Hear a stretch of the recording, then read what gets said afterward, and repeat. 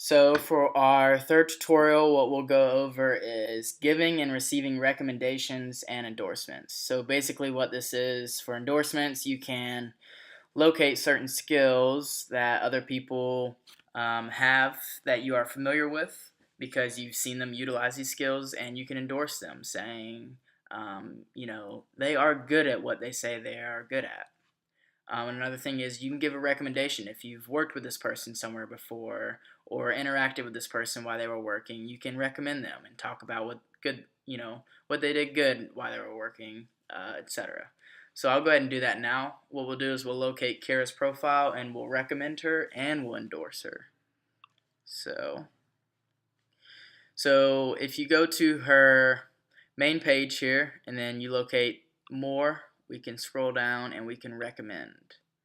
So since I have worked with Kyra lots of times in school, let's do something that's closely related to that. So maybe we studied together. That would not be bad. Her position at the time is a student. So next. So and then I can write my own personal recommendation about Kyra here. So let's think of something good I can say.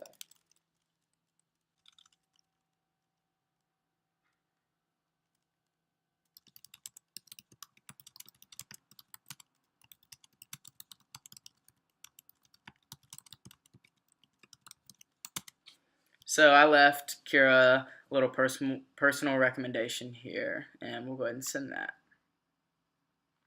So my recommendation was sent, and she'll be able to see this once she logs back in and goes to her profile, and others that connected with her will be able to see these recommendations and endorsements.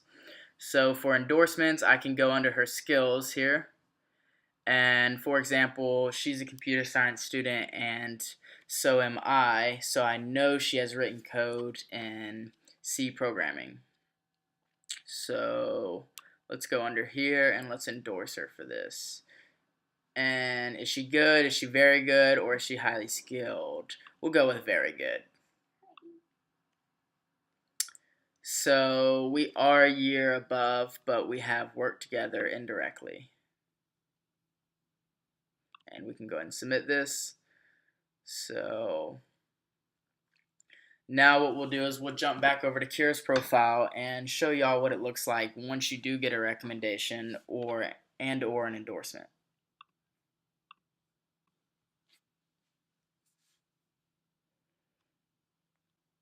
So now we're back on Kyra's profile. Let's go to her notifications.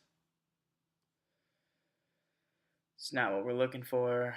Messaging. Okay. So if we go under messaging here, we can see that I sent her the message I sent her whenever I connected with her. And we can also see the recommendation that I sent her. If we click on this link,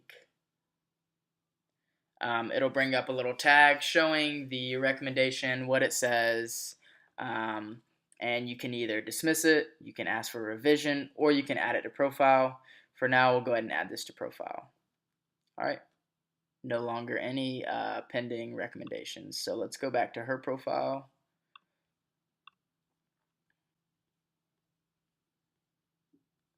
So you'll notice since I did view her profile, your little private dashboard will display that number there. So you can see here for C, Luke Paez has given an endorsement for this skill. So anytime you add any skills, anybody that views your profile, if they're aware of these skills or have seen you utilize them, they can go ahead and endorse you for that. And anyone that's connected to you can see this on your profile. Also, recommendations will show up right here above accomplishments. So I gave her a recommendation as well, and anyone that she's connected with can see this. So basically through tutorials 1, 2, and 3, it allows you to complete your LinkedIn profile and fill in all necessary information. And this is kind of like a resume. You're always going to be building upon this. It's not just one thing that gets done and it's not modified or changed any longer. You'll always work on this as long as you use LinkedIn.